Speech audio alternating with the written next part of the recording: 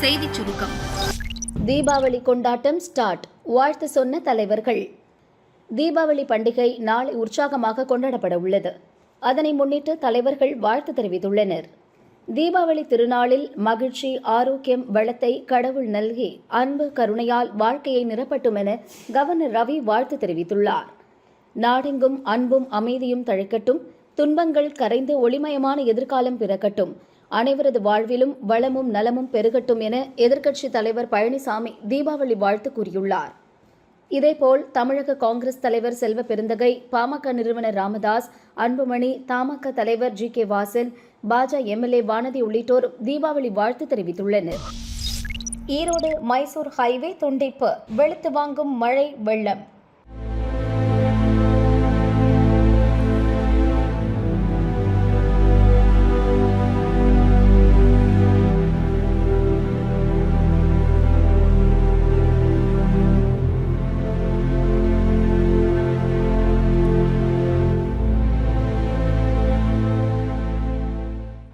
வடகிழக்கு பருவமழை தீவிரமடைந்துள்ள நிலையில் மேற்கு தொடர்ச்சி மலை பகுதியில் கனமழை கொட்டுகிறது. ஈரோடு மாவட்டம் சத்தியமங்கலம் மழையால் கடுமையாக பாதிக்கப்பட்டுள்ளது. சத்தியமங்கலம் வழியாக மைசூர் செல்லும் ஹைவேயில் வெள்ளப்பெருக்கு ஏற்பட்டது. 4 வழி பாதையின் ஒரு பகுதியில் போக்குவரத்து நிறுத்தப்பட்டது. தற்காலிகமாக ஒரு வழி சாலையாக மாற்றப்பட்டு போக்குவரத்து நடக்கிறது.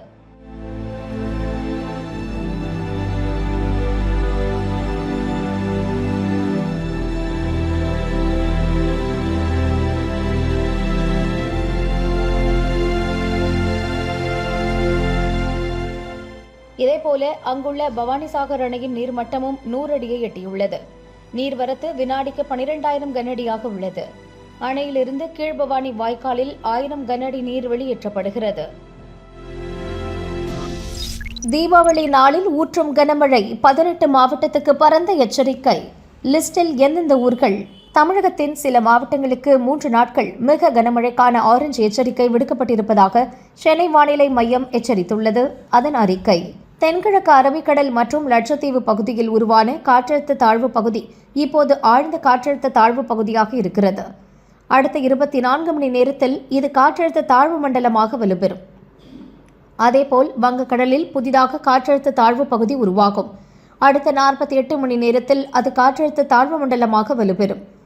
இந்த வானிலை மாற்றங்கள் காரணமாக இன்று நீலகிரி, ஈரோடு, கோவை, திருப்பூர், தேனி, விருதுநகர், ராமநாதபுரம், தென்காசி, தூத்துக்குடி, திருநெல்வேலி, கன்னியாகுமரி மாவட்டங்களில் கனமழை பெய்யக்கூடும்.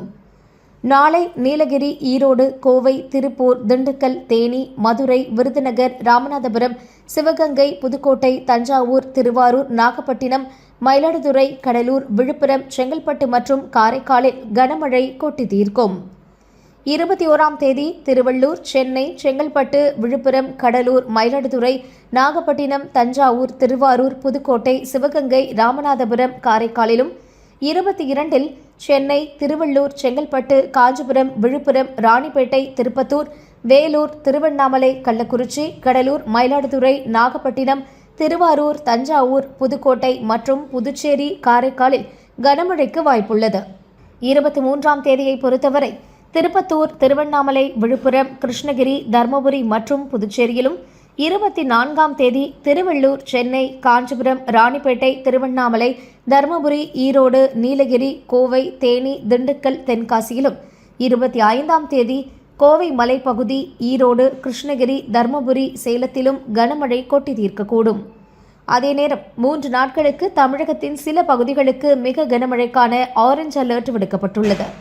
அதன்படி 23ஆம் தேதி வேலூர், ராணிப்பேட்டை, திருவள்ளூர், சென்னை, காஞ்சிபுரம், செங்கல்பட்டு மாவட்டங்களிலும், 24ஆம் தேதி வேலூர், திருப்பத்தூர், கிருஷ்ணகிரி மாவட்டங்களிலும், 25ஆம் தேதி நீலகிரி மாவட்டத்திலும் மிக கனமழை கொட்டி தீர்க்கும் என்று சென்னை வானிலை மையம் எச்சரித்துள்ளது.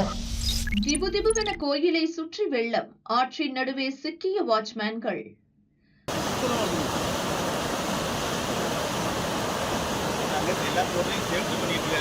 கோவையில் கடந்த சில தினங்களாக பரவலாக மழை பெய்து வருகிறது. மேற்கு தொடர்ச்சி மலை அடிவார பகுதிகளில் கனமழை கொட்டுகிறது. பொள்ளாச்சி அருகே பாயும் பாலாற்றில் வெள்ளப்பெருக்கு ஏற்பட்டது. ஆற்றின் மையப்பகுதியில் உள்ள ஆஞ்சநேயர் கோயில் மூழ்கியது. கோயில் வாட்ச்மேன்கள் மகாலிங்கம், ஜெயக்குமார் உள்ளே சிக்கிக் கொண்டனர். அப்போது ஆற்றின் நீர்மட்டம் அதிகரித்துக் கொண்டே சென்றது. பொள்ளாச்சி தீயணைப்பு படையினருக்கு தகவல் தெரிவிக்கப்பட்டது. தீயணைப்பு வீரர்கள் கயிறு கட்டி அவர்களை மீட்டனர்.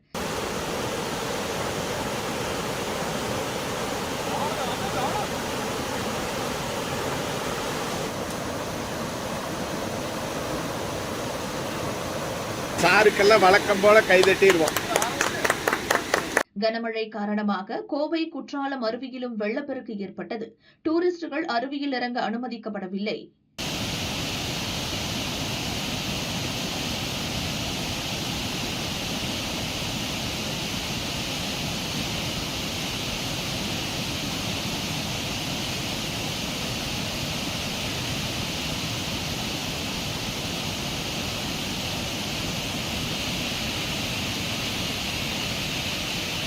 மேற்கு தொடர்ச்சி மலையையொட்டியுள்ள சிறுவாணி அணையின் நீர்மட்டமும் கிடுகிடுவென உயர்ந்து வருகிறது. 50 அடி நீர்த்தேக்கம் கொண்ட அணை 37 அடியை எட்டியுள்ளது.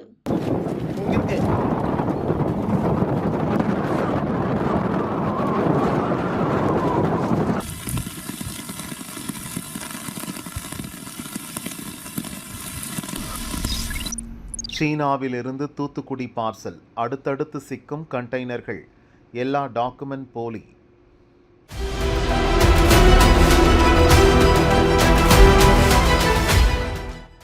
சீனாவில் தயாரிக்கப்படும் பட்டாசுகளை இந்தியாவில் விற்பனை செய்ய தடை விதிக்கப்பட்டுள்ளது.